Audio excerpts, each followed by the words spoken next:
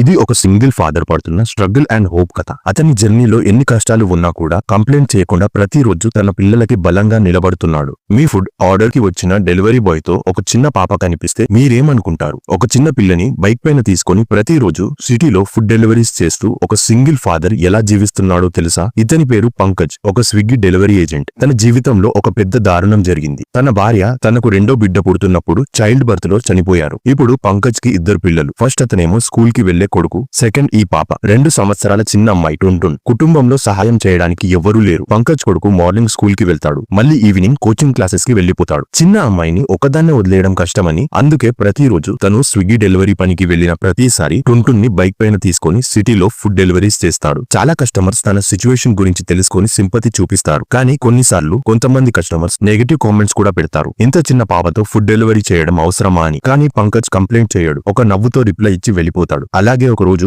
Gurugram based CEO Mayank Agarwal LinkedIn లో పంకజ్ గురించి post చేశారు. మయాంక్ ఫుడ్ ఆర్డర్ కి కాల్ చేసినప్పుడు చిన్న అమ్మాయి వాయిస్ వినిపించింది. తరువాత డెలివరీకి వచ్చినప్పుడు పాపను చూసి స్టోరీ తెలుసుకున్నారు. ఈ ఇన్సిడెంట్ సోషల్ మీడియాలో వైరల్ అయింది. చాలా మంది సహాయం చేయాలని అనుకున్నారు, కానీ స్విగ్గీ నుంచి ఇంకా ఏమీ రిప్లై రాలేదు.